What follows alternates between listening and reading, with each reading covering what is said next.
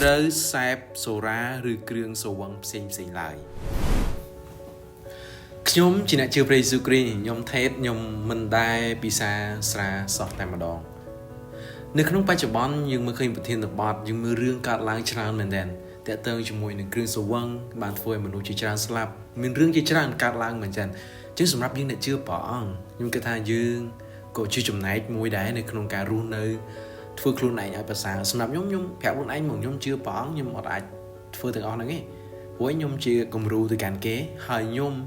គ្រប់តាមបទបញ្ជារបស់ពេទ្យចង់មានអាយុយូរឬក៏សុខភាពល្អអញ្ចឹងទៅនៅក្នុងព្រះគម្ពីរព្រះអង្គមានបន្ទូលច្រើនមែនទែនអញ្ចឹងខ្ញុំនឹងអានខគម្ពីរឲ្យបងប្អូនស្ដាប់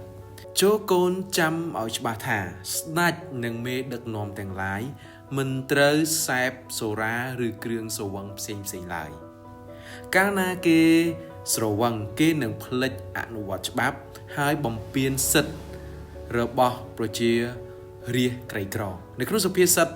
31ខទី4ហើយនិងទី5បងប្អូនអាចមើលបានខគម្ពីរច្រើនទៀត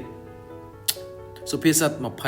21សូរ៉ារមែងធ្វើឲ្យមនុស្សក្អេងក្អាងគ្រឿងស្រវឹងតែងតែធ្វើឲ្យមនុស្សលោឡាមនុស្សប្រមឹកមិនអាចធ្វើជាអ្នកប្រាជ្ញបានឡើយអេផេសូចំពុក5ខ18កុំស្រវឹងស្រាព្រោះស្រាបណ្ដាលឲ្យថោកទាបផ្ទុយទៅវិញត្រូវមានពេញដោយព្រះវិញ្ញាណរ៉ូម14:21ប្រសិនបើយើងមិនបរិភោគសាច់មិនបរិភោគស្រាមិនប៉ះពាល់របស់ណាដែលធ្វើឲ្យបងប្អូនចំពោះចិត្តបាត់ជំនឿនោះជាការល្អប្រពៃហើយនៅក្នុងនឹងបងប្អូនដឹងទេថាស្រាវាគឺជារឿងមួយដែលសាតាំងវាធ្វើកិច្ចការព្រោះឯនៅពេលដែលយើងស្រវឹងយើងមិនមែនជាខ្លួនយើងទេគឺយើងត្រូវបានអ្វីមួយគ្រប់គ្រងនៅក្នុងចិត្តរបស់យើងឯងមានខគម្ពីរច្រើនមានរឿងជាច្រើនអំពីសាវកអំពីអ្នកដែលជឿព្រះយេស៊ូវគ្រីស្ទសម័យដើមនៅពេលដែលពួកគេចាប់ផ្ដើមផឹកស្រាការសម្រេចចិត្តរបស់គេការដឹកនាំប្រទេសរបស់ពួកគាត់លែងល្អប្រសើរដូចមុនទៀតហើយនៅក្នុងហ្នឹងដូចជាខ្ញុំចាំដូចជាលោកណូអេនៅពេលហ្នឹងគាត់បានស្រវឹងស្រាអញ្ចឹងគាត់អាក្រាតកាយទាំងអស់ហ្មងនៅពេលដែលគាត់ស្រវឹងស្រាអញ្ចឹងខ្ញុំអត់លើកទឹកចិត្តទេនៅក្នុងកាពីជាច្រើនមានអ្នកដឹកនាំជាច្រើនបានញ៉ាំស្រាហើយនៅពេលនេះគេបានសម្រេចចិត្តខុសជាមួយនឹងអ្វីដែលព្រះជាម្ចាស់ឲ្យពួកគេធ្វើហើយមានខគម្ពីរច្រើនទៀតដែលនិយាយអំពីសារខ្ញុំនឹងដាក់ជូនបងប្អូនអញ្ចឹងហើយសូមញែកខ្លួនឲ្យបរិសុទ្ធនៅចំពោះព្រះជាម្ចាស់ឲ្យយើងត្រឹមត្រូវឲ្យយើងធ្វើជាគំរូព្រោះ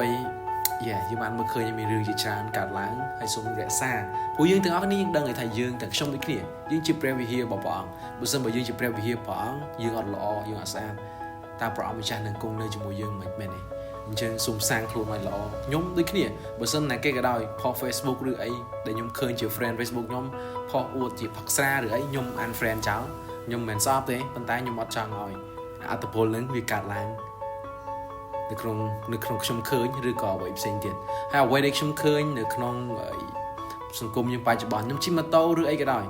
ខ្ញុំមើលឃើញថាតើអត់មានអីផ្សាយទេមែនទេខ្ញុំជិះតាមផ្លូវឬអីគឺផ្សាផ្លាកធំខ្ញុំធ្លាប់បានផុសហើយបើសិនមកកន្លែងផ្លាកស្រាហ្នឹងដូរទៅជាពាក្យលើកទឹកចិត្តឬក៏ពាក្យថាព្រះយេស៊ូវការពារព្រះយេស៊ូវស្រឡាញ់បងប្អូនមិនដឹងល្អយ៉ាងណាទេប៉ុន្តែខ្ញុំមើលឃើញខ្ញុំជិះពីផ្ទះខ្ញុំមកភ្នំពេញពីកន្លែងផ្សេងទៀតគឺមានសុទ្ធតែការលើកទឹកចិត្តឲ្យយើងញ៉ាំស្រាអញ្ចឹងហើយសូមយើងជាអ្នកជឿព្រះអង្គខ្ញុំលើកទឹកចិត្តថាយើងរក្សាខ្លួនឲ្យល្អឲ្យខ្លួនត្រឹមត្រូវឲ្យប្រសើរបរិសុទ្ធសូមព្រះប្រទានពរ